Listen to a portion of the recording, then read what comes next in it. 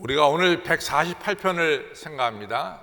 만물의 여호와를 찬양하라 라는 제목으로 우리가 이 148편을 하겠습니다. 우리 복습하죠. 146편서부터 150편까지는 뭐라 그랬죠? 할렐루야로 시작해서 할렐루야로 끝난다.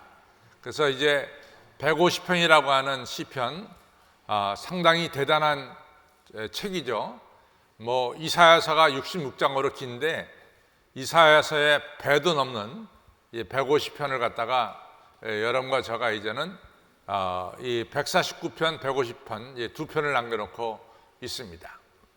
오늘 148편은 만물의 여호와를 찬양하라 라고 하는 사실은 주제입니다.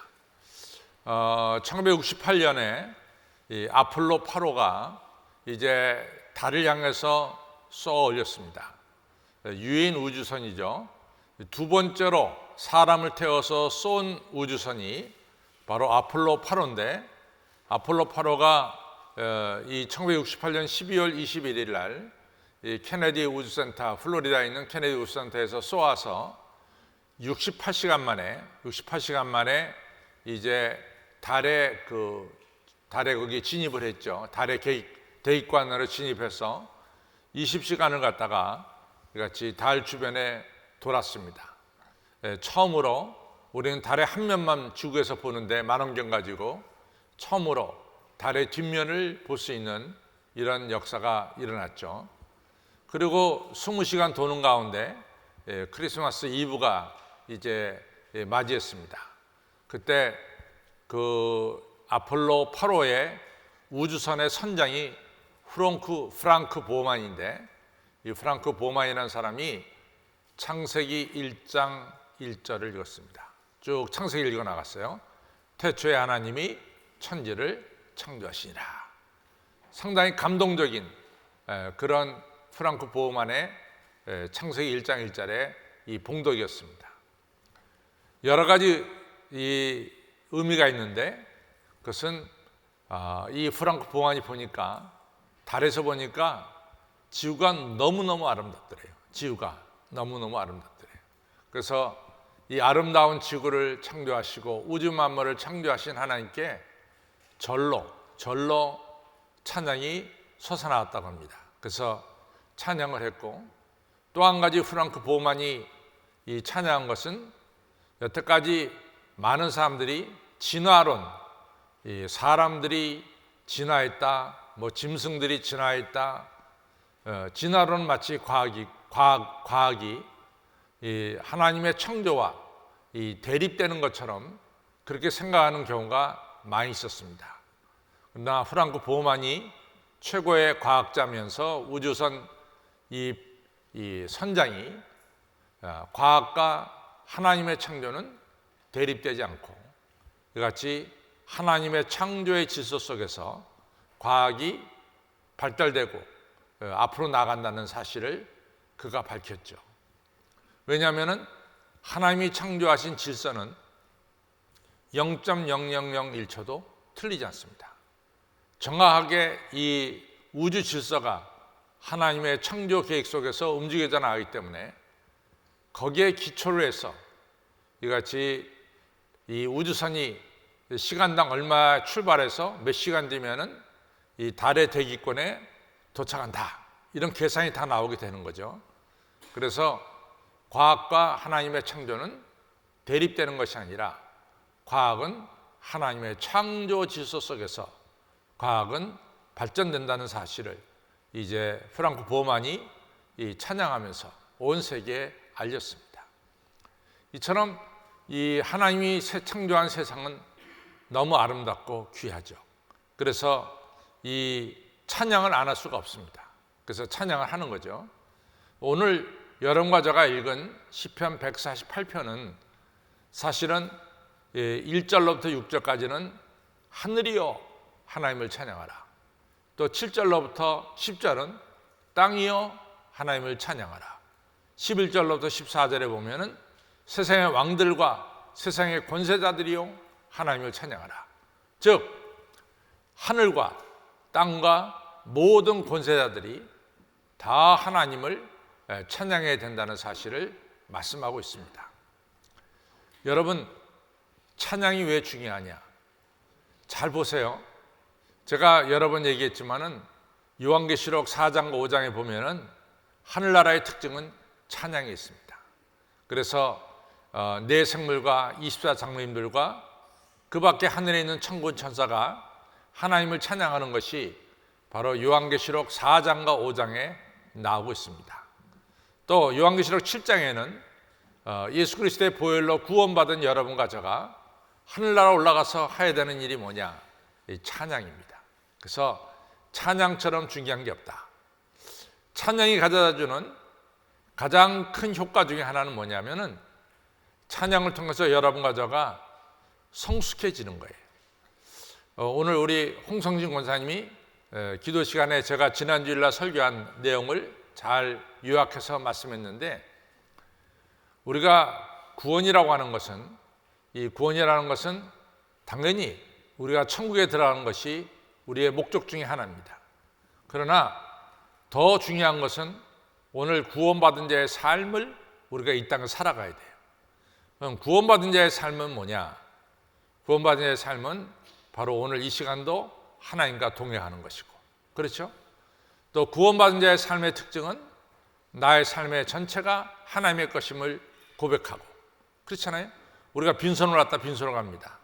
아무도 가져가는 사람이 없어요. 정말 내가 적신으로 나왔은 적 적신으로 들어갈지어다 라고 하면서 우리가 빈손 들고 갑니다. 저는 이 장례식을 수없이 치르면서 느끼는 것 중에 하나가, 정말 사람이 그렇게 이 땅에 살면서 악착같이 모아서 남한테는 저 구두쇠가 세상에 어디 있어? 저 사람은 남을 전혀 도와줄지도 모르는 사람이야. 그러면서 욕을 먹으면서까지 돈을 잔뜩 모아놨는데 세상 떠날 때는 빈손 들고 가는 거예요. 빈손 들고 가는 거예요. 아무것도 가져가지 못해. 오히려 그 모아놓은 재산 때문에 자식들끼리 싸움하는 것을 제가 수없이 봤어요. 야, 이거 부모가 열심히 모아서 재산을 남기는 것도 좋은데 이걸 세상 떠나기 전에 부모가 자식들한테 잘 남겨줘야지, 이것을 제대로 안 하고 남겨주면요, 이 장례식 때 싸움 나요. 그래서 아버지, 어머니 돌아가시고 나서 싸움 나는 걸 제가 한두 번 본 게 아닙니다. 사실 이 재물이 아무것도 가져가는 것이 없는데 우리가 욕먹으면서 재산을 쌓고, 또 욕먹으면서 쌓아놓은 재산이 가져가지도 못하고 오히려 남겨뒀을 때 자식들끼리 싸움을 일으키는 이러한 원인이 되는 이런 것들을 많이 보게 됩니다. 정말로 우리가 우리의 자신 모든 것이 하나님의 것임을 고백하며 살아가는 것. 그러니까 지금 죽어도 여한이 없어요. 왜?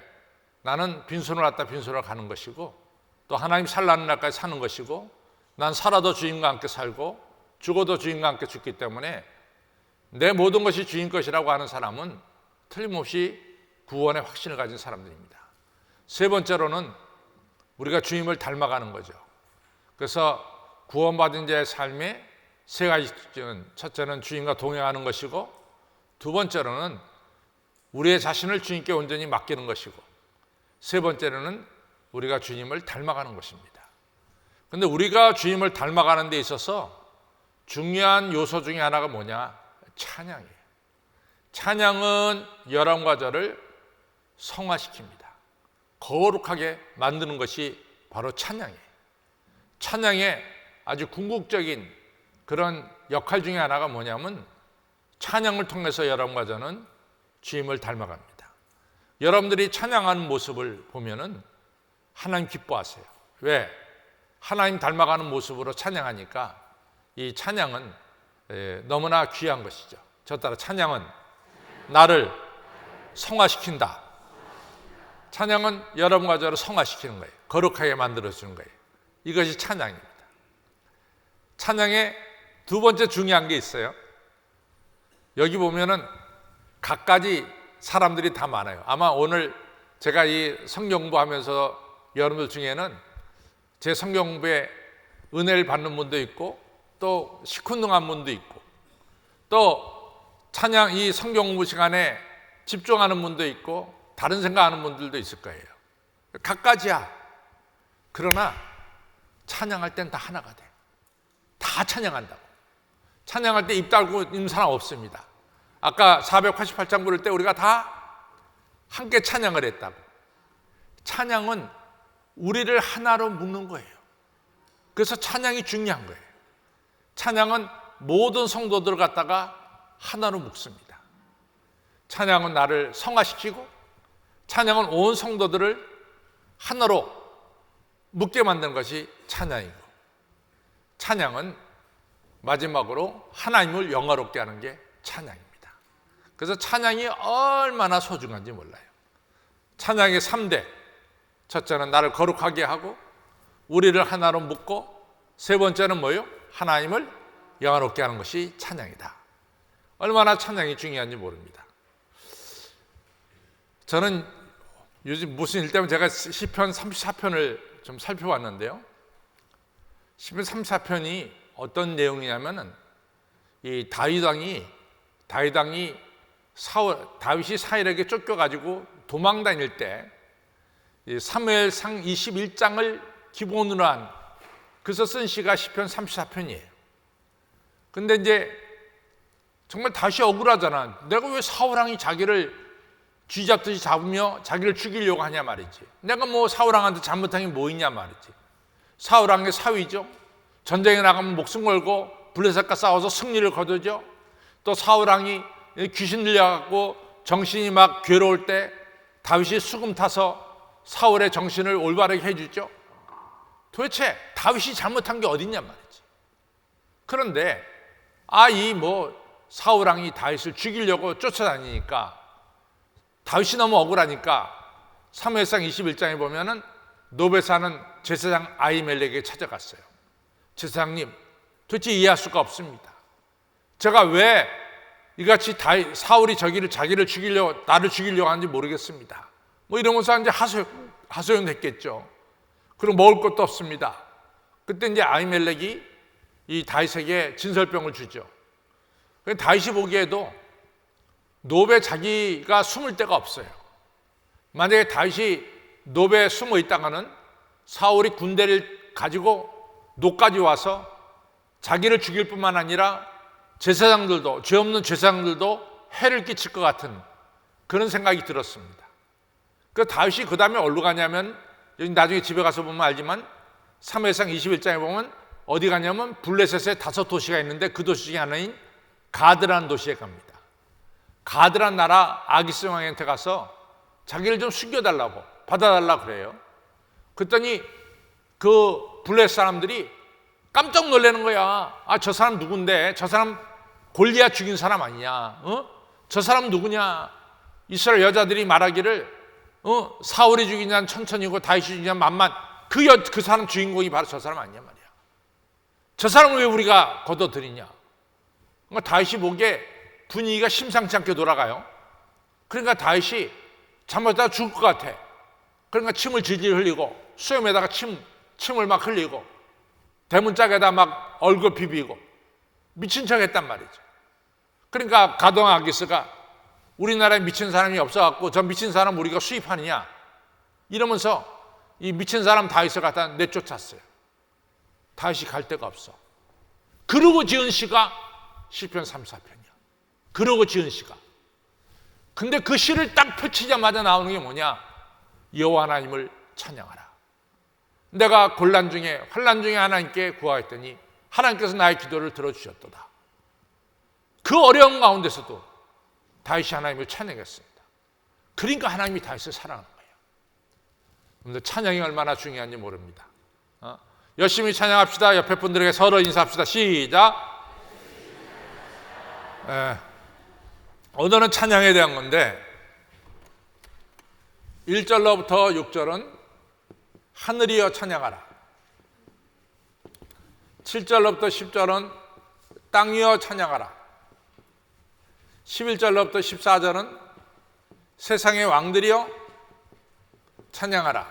이 세 종류입니다. 그래서 이 세 가지 우리가 살펴보면서 시편 148년 가겠습니다. 자, 첫 번째 갑니다. 141절. 할렐루야, 하늘에서 여호와를 찬양하며 높은 데서 찬양할지어다. 그의 모든 사자여 찬양하며 모든 군대여 찬양할지어다. 하늘에 사도 요한이 하늘나라 올라가니까 뭐가 있어요? 하나님 보좌가 있고 하나님 보좌 옆에 네 생물이 있고 네 생물 주변에 24장로님들의 보좌가 있었어요. 그래서 계시록 4장에 보니까 네 생물이 하나님을 찬양하고 24장로님들이 머리에 면류관을 하나님 앞에 내려놓으면서 엎드려서 하나님 찬양하는 것이 나왔습니다. 또 3절에 해와 달아 찬양하며 광명한 별들아 찬양할지어다. 하늘에 있는 모든 해와 달과 그 다음에 별들이 하나님을 찬양합니다. 그 다음에 4절이 중요해요. 4절이 뭐냐면 하늘의 하늘도 찬양하며 하늘에 있는 이 불들도 찬양할지어다. 이렇게 나와요.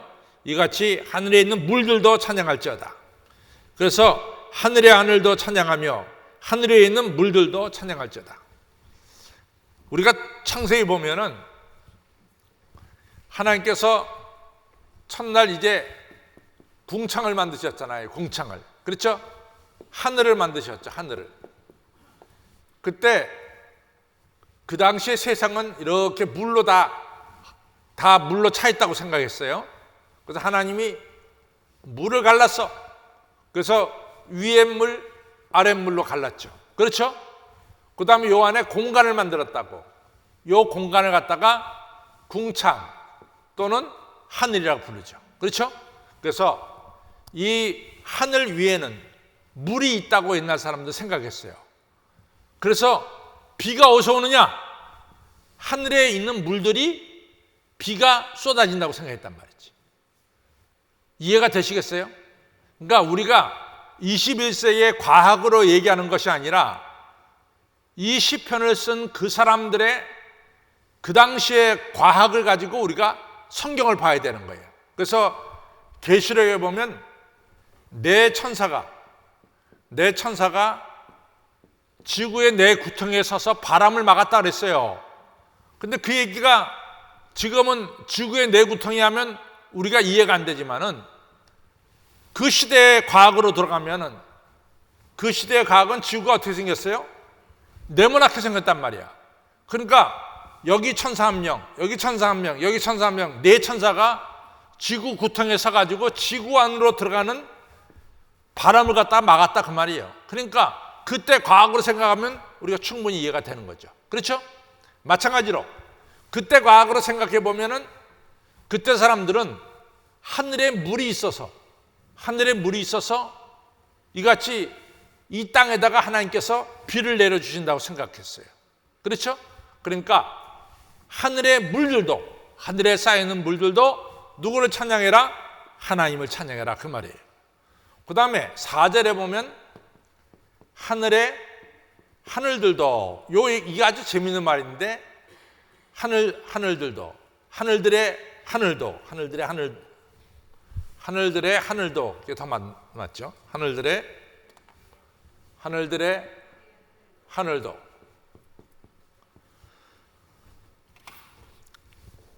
이 성경에 나오는 성경 제자들은 하늘이 세 등분이 되어 있다고 생각했어요. 세 등분. 첫째는 우리가 보는 하늘이야. 그 다음 두 번째 하늘은 악한 영들이 거하는 하늘이야. 세 번째 하늘은 누가 있는 거냐? 하나님이 계신 하늘이라고. 그러니까 하늘을 1층, 2층, 3층으로 나눴다고. 우리가 보는 하늘, 이 1층이야. 우리가 보는 하늘 위에 누가 있어? 악한 영들이 살아. 두 번째 하늘이지. 그 하늘들의 하늘에 누가 살아? 하나님이 계시지. 성경을 쓰신 분들은 이같이 하늘을 갖다가 1층, 2층, 3층으로 생각했단 말이죠. 그래서 하나님 계신 하늘을 갖다가 하늘들의 하늘, 하나님 계신 것을 가리켜요. 하늘들의 하늘. 그러면 이 표현이 어디서 나왔을까? 하늘들의 하늘? 뭐라고요? 사도 바울이 얘기했지. 고린도후서 12장에 내가 13년 전에 3층천을 다녀온 사람을 내가 한 명 안다. 그 누구 가리켜? 자기를 가리키지. 또 하늘들의 하늘이라는 말이 또 나온 데가 있어. 어디 나올까? 솔로몬 왕이 성전을 봉헌할 때 솔로몬 왕의 기도에 나오죠. 하나님, 하늘들의 하늘이라도 하나님 모시기에 부족하거든. 하물며 이 인간이 만든 이 좁은 곳에 하나님이 계실 수 있습니까? 아주 겸손하게 이 솔로몬 왕이 성전을 봉헌하면서 하는 얘기가 나와요. 하늘들의 하늘이라도, 하나님 계신 하늘이라도 하나님 계시기에 부족하거든. 하물며 이 인간이 만든 이 성전 안에 하나님이 계시기에 너무 부족하지 않습니까? 이런 아주 겸손한 기도를 솔로몬 왕이 성전 봉헌식에서 이 기도를 드리죠. 그렇죠? 이처럼 우리가 이 하늘들의 하늘 하면은 하나님 계신 곳이에요. 하나님 계신 곳에 누가 있어요? 사도 요한이 보니까 네 생물이 있어. 하나님 계신 곳에 사도 요한이 보니까 뭐가 있어요? 24장로님들의 보좌가 있어요. 또 하나님 계신 곳에 보니까 천군 천사가 있어. 7 천사장들이 하나님 앞에 서 있어. 요한이 보니까 이런 모든 하늘에 있는 하늘들의 하늘이라도 하나님을 찬양해야 된다. 하나님을 찬양하는 데는 빠지는 것이 아무것도 없다는 거예요. 다 찬양해야 된다는 얘기입니다. 모든 것이 다 하나님을 찬양해야 된다. 여러분과 저 중에 누구도 이 하나님 찬양에 대열해서 빠질 사람은 없습니다. 열애될 사람은 없습니다. 다 찬양해야 될 줄로 믿습니다. 그 다음에 5절을 보겠습니다. 5절 시작. 그것들이 여호와 이름을 찬양할 것은 저가 명하심에 지음을 받았음이로다. 저가 또 그것들을 영영히 세우시고 패치 못할 명을 정하셨도다. 이 모든 하늘이 하나님을 찬양해야 될 두 가지 이유가 있어요. 첫째 뭐예요? 하나님이 창조했다는 거예요. 하나님 만드셨기 때문에, 존재하기 때문에 이 피조물들은 당연히 창조주 하나님께 찬양해야 되는 거예요. 근데 또 찬양해야 될 게 있어. 하나님 모든 피조물을 무질서하게 창조한 것이 아니라 질서 있게 찬양해야 돼요. 질서 있게. 모든 것을 질서 있게 하나님 만드셨어요. 우리 자신도 마찬가지야. 우리 인간의 오장육부를 보면 신묘막측함이라 그러잖아요. 신묘막측함. 정말 신묘막측함이죠. 저는 어렸을 때 이 부흥회 가면은 부흥회 강사님들이 그렇게 재밌게 설교를 하시는데 저는 그 중에 설교 중에 하나 제일 재밌는 것 중에 눈썹이야, 눈썹. 여러분들 이 눈썹이 얼마나 중요한지 아십니까? 그러면서 우리 신영희 목사님 설교하시는데 야 대단해. 이 눈썹이 없단 말이야. 비가 오면 어떻게 됩니까? 이러면서 그러니까 이게 물이 딱 막잖아 눈썹이. 얼마나 하나님께서 또 눈꺼풀을 탁 해서 밤에 잘 때는 눈꺼풀 덮고 자게 만들고 하나님 만드시기엔 너무 난 그 어렸을 때요 그냥 신영유 목사님 부흥회 가서 그분이 이렇게 인간의 육체를 가지고 설교할 때 너무 재밌고 너무 이치에 맞고 정말 하나님이 정말 우리 몸 어느 하나 이같이 부족함이 없이 질서 있게 다 창조해 주신 것을 믿으시기 바랍니다. 그래서 하나님께서 우리를 창조하실 때 질서 있게 창조하신 것에 대해서 감사합니다. 두 번째로 이제 땅에 있는 것이 창조입니다. 자, 148편 1절을 보면 할렐루야 하늘에서 나오죠. 하늘에서를 밑줄을 긋고 그 다음 7절에 보면은 너희 용들과 바다요 땅에서 이렇게 나옵니다. 그렇죠? 그러니까 하늘에서도 찬양하고 두 번째 뭐요? 땅에서 찬양해. 땅에서 여호와를 찬양하라. 이 시니까 다 이 운율이 있는 거예요. 1절에서는 하늘에서 7절에는 뭐요? 땅에서 찬양해라. 불과 우박과 눈과 안개와 그 말씀을 쫓는 광풍이요 산들과 모든 작은 산과 과목과 모든 백향목이며 짐승과 모든 가축과 기는 것과 나는 새며 이러한 모든 땅에 거하는 짐승들과 이러한 땅에 있는 모든 것들이 바람과 또 불과 우박과 눈과 안개까지도 다 찬양해라. 그러면은 이런 질문이 생겨요. 목사님, 사람은 노래를 불러서 찬양한다고 치지만은 또 하늘에 있는 천사들도 하나님을 찬양하면서 찬양한다고 치지만은 이 짐승들은 어떻게 찬양합니까? 짐승들이 찬양하는 건요, 찬양 소리를 들을 수 있습니다. 아침에 닭이 꼭 기어오는 것도 찬양이야. 그 찬양이래. 또 돼지가 꿀꿀꿀꿀 하는 것도 찬양이에요. 소가 음매하는 것도 찬양이에요. 까마귀가 우는 것도 찬양입니다. 여러분, 이 찬양 소리 우리가 귀를 열고 들어보면은 귀뚜라미 우는 소리도 찬양입니다. 모든 자연 만물이 자기 소리를 내는 것, 그것이 바로 찬양입니다. 그래서 모든 하나님의 피조물은 하나님께서 맡겨주신 찬양을 다 하게 되어 있습니다. 그것을 꼭 기억하시길 바랍니다. 그 다음에 세 번째로 11절로부터 14절을 보겠어요. 세상의 왕들과 시작. 세상 왕들과 모든 백성과 방백과 땅의 모든 사사며, 이 사람들이 다 높은 사람들이에요. 여러분들 아시다시피 세상의 왕들 다 높죠? 세상의 모든 백성, 그 다음 방백은 뭐예요? 귀족들을 가리키죠. 방백들. 땅의 모든 사사며, 사사는 재판관들을 가리키죠. 모든 사람들, 소위 말해서 이 땅에서 높은 관직에 있는 사람들아, 너희들도 찬양해야 돼. 높은 관직에 있는 사람들아, 너희들도 하나님을 찬양해야 돼. 또 동시에 12절, 청년 남자와 처녀와 노인들과 아이들아, 남녀노소 할 것 없이 다 누구를 찬양해야 돼요? 하나님을 찬양해야 될 줄로 믿습니다. 13절 시작. 다 여호와 이름을 찬양할지어다. 그 이름이 홀로 높으시며 그 영광이 천지에 뛰어나심이로다. 아멘. 제가 처음에 시작할 때 찬양이 가져다주는 세 가지 효과가 있다 그랬어요. 찬양이 가져다주는 세 가지 효과. 첫째가 뭐죠? 잊어버렸죠? 한 2시간 전에 했으니까. 첫 번째가 뭐죠? 성화의 성화. 나를, 찬양을 통해서 나를 거룩하게 만들어. 두 번째, 찬양 우리 모두를 뭐요? 하나로 만드는 거야. 그래서 서로 생각이 다르더라도 찬양할 때 우린 다 똑같이 찬양해. 주 하나님 지으시면 다 똑같이 한다고. 비록 그 안에서 오늘 나 강 목사님하고 사력이 안 좋은데 그래도 찬양해. 왜? 다 하니까. 이게 하나가 되는 거야. 그 다음에 세 번째 뭐죠? 찬양은 하나님을 영화롭게 하는 거야. 찬양은 세 가지 우리에게 축복을 가져다줘. 나를 성화시키고 우리를 하나로 만들고 하나님이 영화롭게 하는 거야. 이같이 찬양할 때 우리가 보너스로 받는 게 있어. 보너스로 받는 게. 그게 오늘 14절에 나와요. 보너스로 받는 게.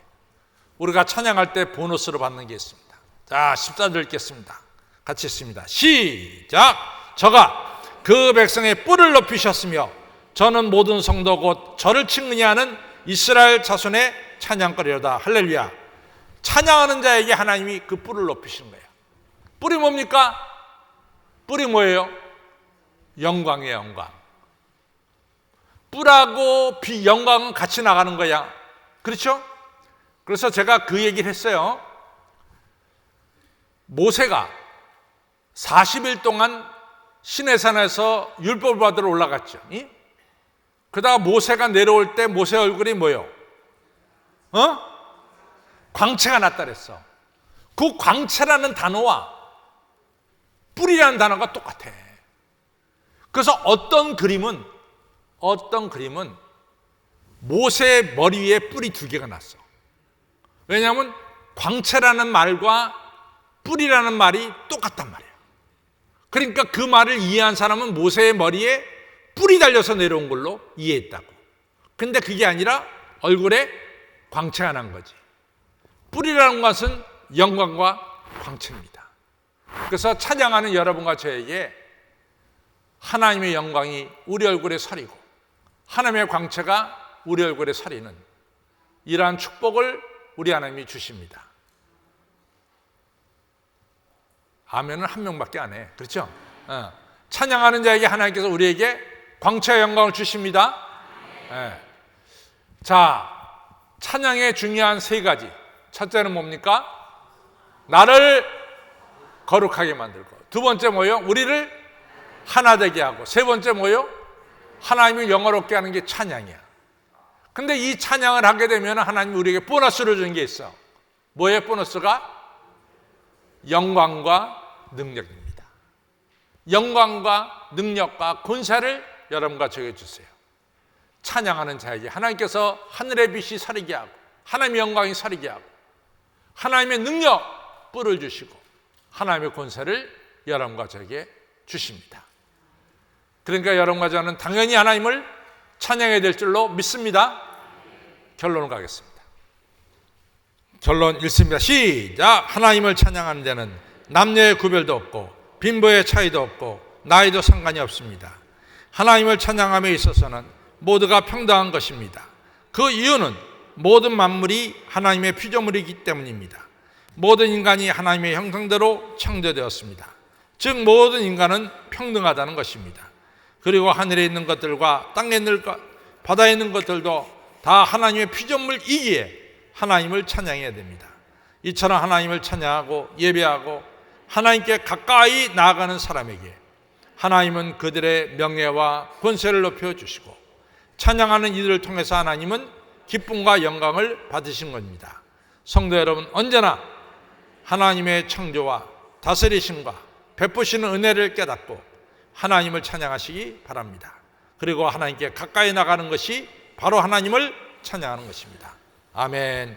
하나님을 찬양하는 여러분과 저가 되기를 주님의 이름으로 축원합니다.